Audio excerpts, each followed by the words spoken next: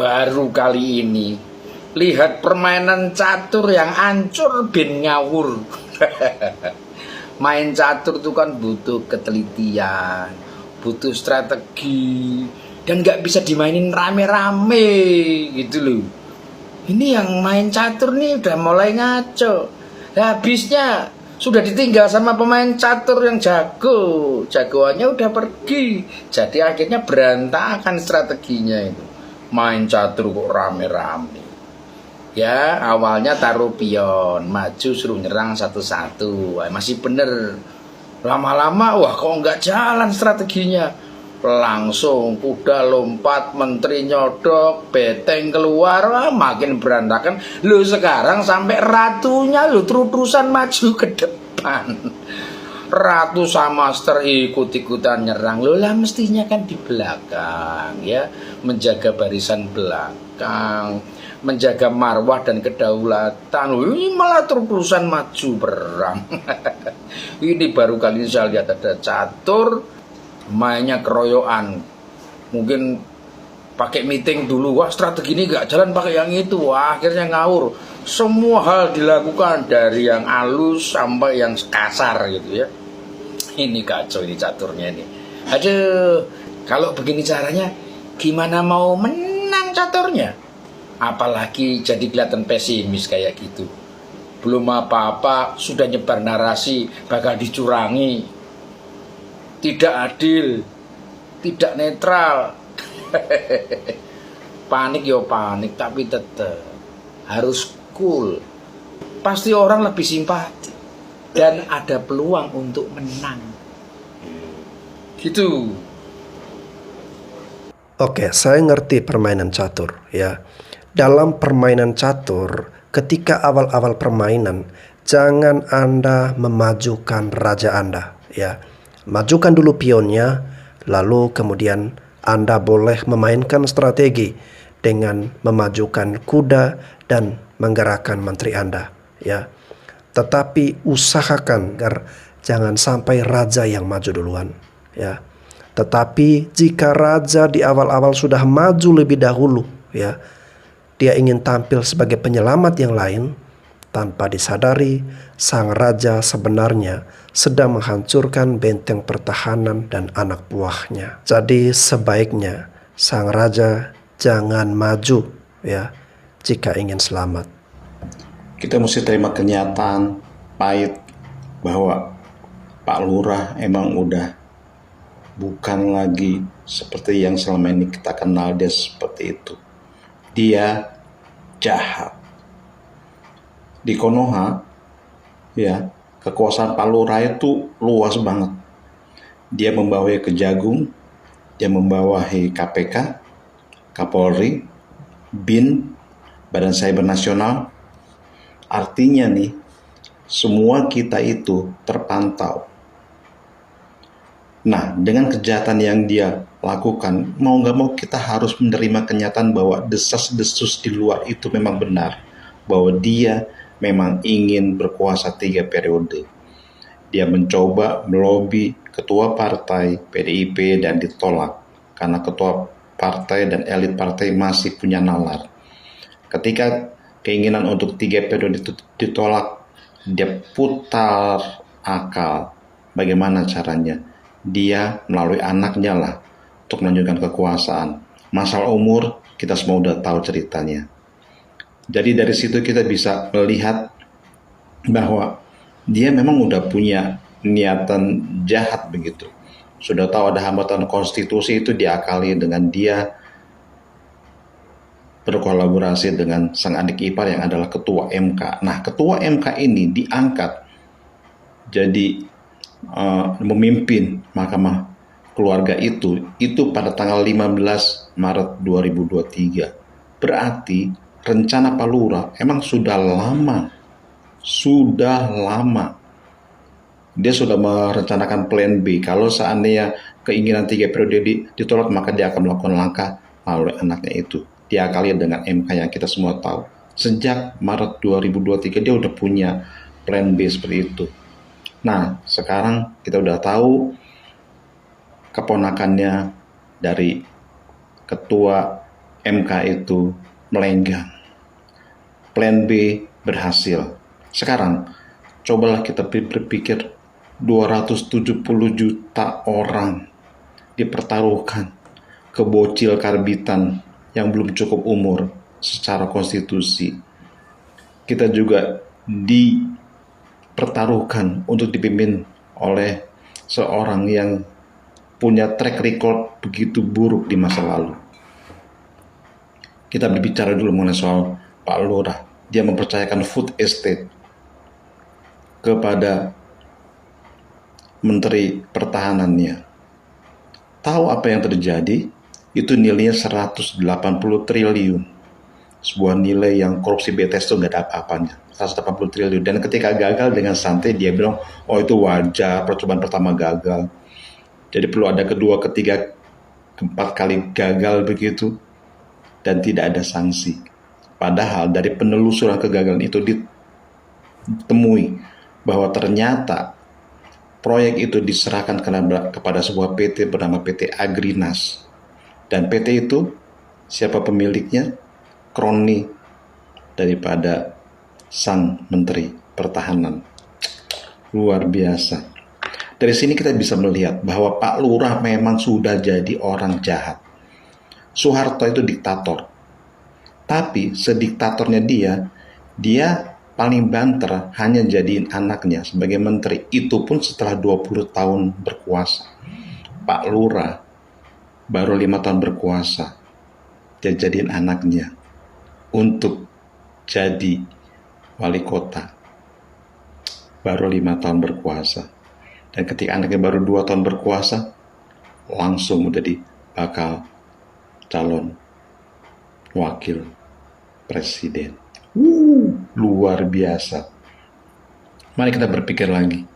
Sejak tahun 1998 kita kenal dengan istilah korupsi nepotisme, KKN.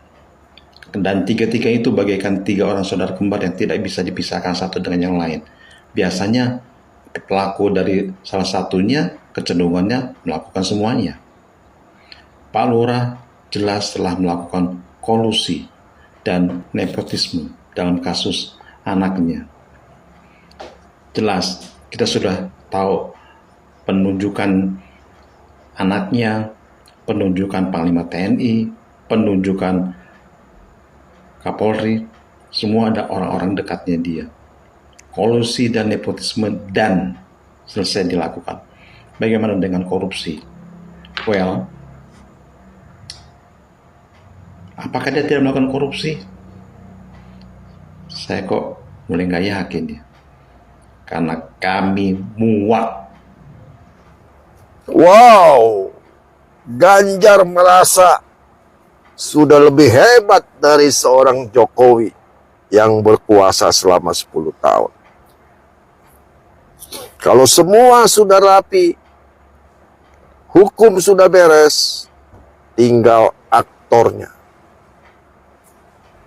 Wah, aktornya Pak Ganjar, tapi sutradaranya di belakangnya, dalangnya Ibu Mega. Gimana Pak Ganjar bisa bekerja? Look at this video. Anda mau katakan bahwa selama ini aktornya yaitu Presiden Jokowi tidak cukup bisa melakukan itu dan akan berbeda kalau aktornya Anda? Saya kira iya. Apa kabar netizen? Emang topik masih bicara tentang politik ya. Ya makin kesini terlihat elektabilitasnya Prabowo dan Gibran makin bagus. Dan makin kesini terlihat pernyataan-pernyataan dari Ganjar dan Mahfud memang beda. Petugas partai lawan ketua umum parpol, ditambah anak presiden yang pernah jadi wali kota dan didukung sepenuhnya oleh Jokowi personal, ditambah dengan koalisi besar. Jadi saya bisa katakan ya, Kalau Anda bicara jabatan gubernur itu kan sebetulnya nggak punya rakyat. Beda dengan wali kota. Gubernur itu sebenarnya koordinator dari wali kota dan bupati-bupati di satu provinsi. Ya, dia nggak direct bekerja. Istilahnya mandor lah gitu. Beda dengan wali kota. Wali kota itu kerjaannya berat. Lebih berat wali kota ketimbang wakil presiden. Nah saudara, ini suatu perbedaan yang sangat penting sekali. Apalagi ketika kita mendengar ketika Ganjar mulai mendiskreditkan Jokowi di dalam pernyataan-pernyataannya. Dan dengan sombongnya dia berkata, ya, apa yang sudah dicapai Jokowi selama 10 tahun itu nggak ada apa-apanya. Ya, ditegaskan lagi oleh Najwa Shihab. Jadi Anda maksud bahwa Jokowi ini selama 10 tahun tidak menghasilkan sesuatu yang berarti. Wah, hebat amat. Apa yang Anda lakukan? Apa yang akan Anda lakukan? Ya, dengan sombongnya dia berkata, ya, menunggu seorang bernama Ganjar. Saya bersyukur beralih dukungan dari tadinya milih Ganjar Mahfud berubah jadi Prabowo Gibran. Karena ternyata memang petugas partai memang beda. Ya, begitu nurutnya dengan ketua umum. Kalau petugas partai itu kan harus nurut dengan ketua umum, dengan bos partai. Bagaimana dia bisa mengatur negara dan memutuskan sesuatu, ya, dengan lugas tugas, ya, terkait dengan polisinya, mengatur hilirisasi, ya, jangan-jangan hilirisasi akan batal. Kembali lagi ekspor bahan mentah, apa jadinya? Ya, dengan rencana Jokowi. Sebab dengan adanya hilirisasi, maka industri ikutannya, industrialisasinya akan bertumbuh dan membutuhkan banyak sekali tenaga kerja. Nah, perbedaan-perbedaan ini supaya bisa dipahami oleh masyarakat, kita jangan milih karena mukanya ganteng, ya. Kita jangan milih karena dia itu menarik, tetapi kita memilih seorang pemimpin di Indonesia karena dia mampu memimpin, ya, dan teruji. Ya, biasa kalau dagangan politik sih, ya namanya perang, segala cara dipakai. Jadi saya bisa melihat wujud asli daripada karakter partai itu terlihat, dan anggotanya dan elitnya. Saya bisa melihat PDIP itu hebat karena seorang Jokowi. Jadi Jokowi adalah figur yang luar biasa hebatnya di PDIP yang membuat partai ini menjadi luar biasa hebatnya. Nah, ini yang dilupakan oleh ketua umumnya dan para elitnya. Bahkan dengan sengaja mengupload seorang Jokowi yang sedang dibully oleh ibu dan anak di kantornya. Ya. Jadi menurut saya sudahlah. Ya, kita kemarin milih Jokowi, PDIP kan karena adanya Jokowi, bukan karena PDIP. Saya jujur aja, 2 kali saya pilih Jokowi ya karena Jokowinya, bukan karena PDIP-nya. Jadi kalau sekarang PDIP tanpa Jokowi, PDIP is nothing. Jadi buat masyarakat yang masih bingung nih, pendukung Jokowi yang terlanjur melihat Ganjar akan menggantikan Jokowi, itu nonsen. Dia bisa menggantikan Jokowi. Jauh. Jokowi ibarat Raja Wali di kandang ayam. Itu analogi saya. Mungkin ya, Ganjar seekor Raja Wali yang ditetas di kandang ayam. Tapi karena diajarin oleh ayam cara hidupnya, maka Raja Wali ini nggak pernah terbang, nggak pernah fight, nggak pernah punya nyali seperti Raja Wali. Beda dengan Jokowi. Jokowi itu bukan petugas partai. Jokowi itu kuat, tegas, ya, karismatiknya, ya, dan tindakan-tindakannya luar biasa. Jadi saya yakin Prabowo Gibran adalah capres terbaik di antara capres yang ada. Dan ya saya berharap satu putaran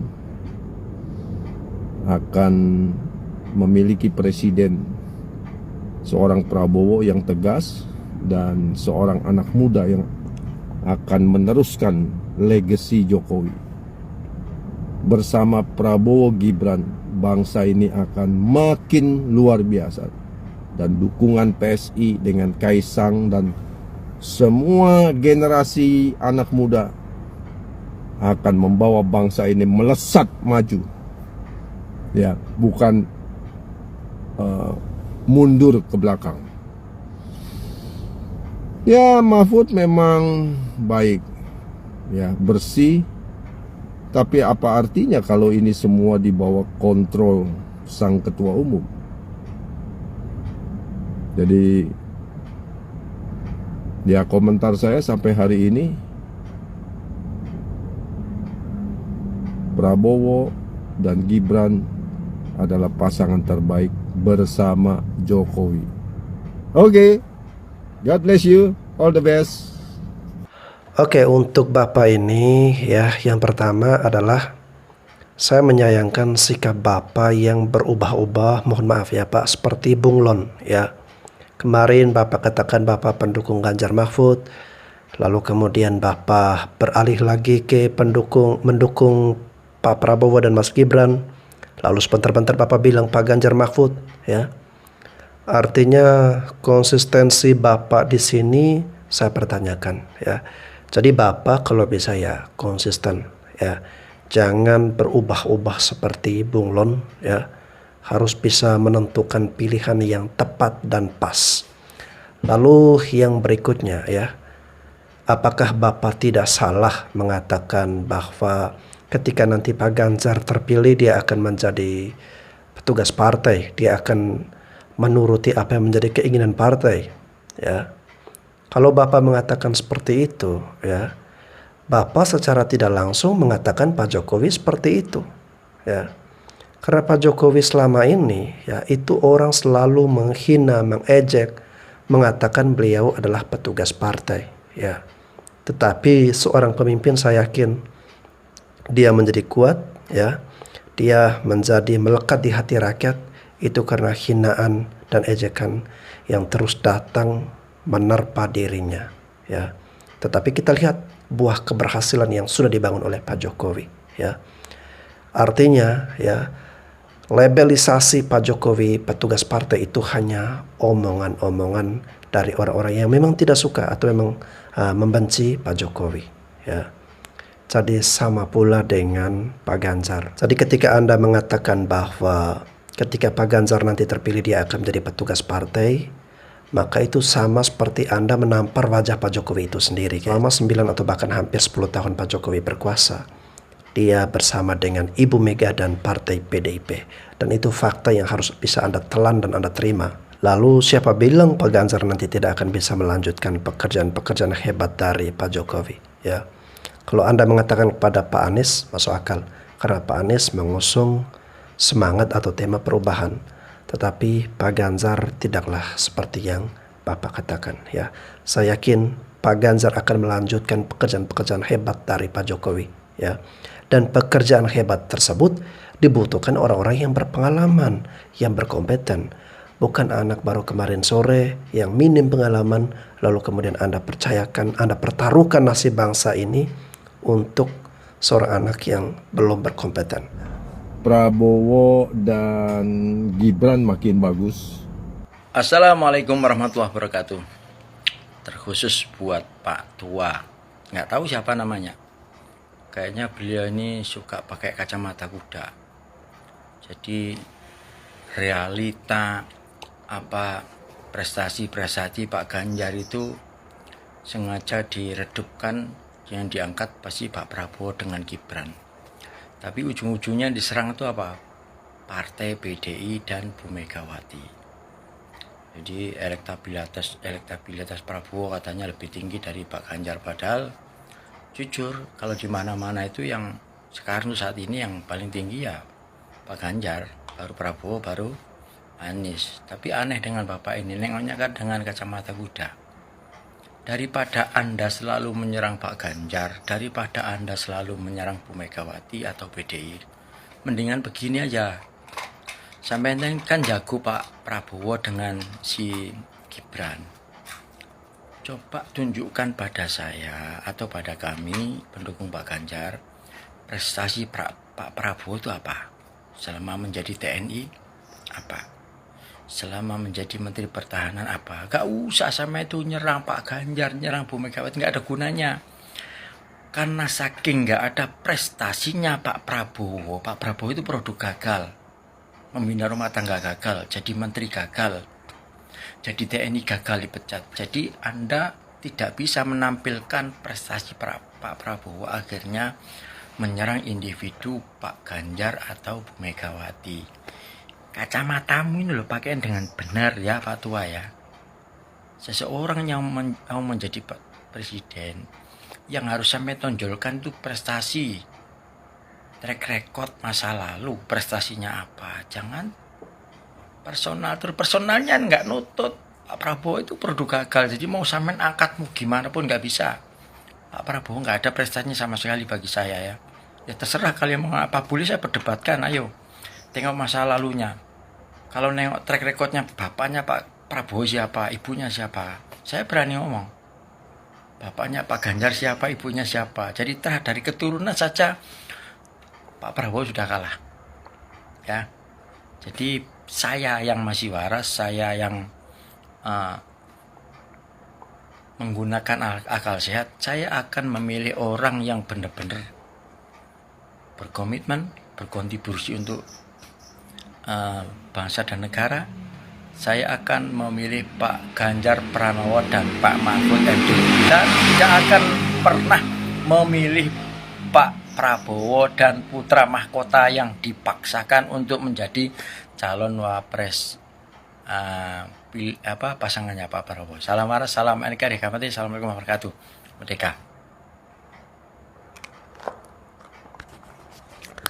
Oke guys, sekali lagi saya ingin mengatakan kepada teman-teman semua, kita menghormati, kita menghargai buah karya prestasi yang sudah ditorehkan oleh Pak Jokowi membangun bangsa dan negara kita kurang lebih hampir 10 tahun ini guys. Ya. Saya merasakan betul perubahan-perubahan besar bagi bangsa dan negara kita di tangan kepemimpinan Pak Jokowi. Ya. Namun setelah Pak Jokowi, ya, artinya pemimpin berikut bukan lagi Pak Jokowi, ya. Karena bukan lagi Pak Jokowi, kita harus memastikan bahwa kehidupan berbangsa dan bernegara ini harus berlanjut, harus berada dalam kendali atau berada dalam tangan orang-orang yang tepat, orang-orang yang punya kapasitas, orang-orang yang berpengalaman, orang-orang yang sudah teruji guys, ya, dengan pengalaman-pengalaman selama masa pemerintahannya atau telah melewati tangga birokrasi, ya. Kalau kita lihat Pak Ganjar, dia pernah menjadi DPR RI 2 periode, lalu kemudian menjadi Gubernur Jawa Tengah 2 periode, ya. Jadi dengan pengalamannya itu saya rasa sudah cukup, ya, untuk dia saatnya tampil sebagai presiden. Lalu kemudian Pak Mahfud MD, wah ini lebih senior lagi guys, ya. Banyak pengalamannya, pernah menjadi Ketua Mahkamah Konstitusi, pernah juga menjadi DPR RI, pernah menjadi Menteri Pertahanan, lalu kemudian di era pemerintahan Pak Jokowi diangkat menjadi Menteri Polhukam. Jadi untuk ilmu, pengetahuan, pengalaman dari Pak Mahfud MD ini memang sudah kita tidak perlu ragu lagi, ya. Jadi karena kecintaan saya kepada Pak Jokowi dan kecintaan saya kepada bangsa dan negara ini, saya memilih menggunakan nalar dan akal sehat saya, Pak Ganjar dan Pak Mahfud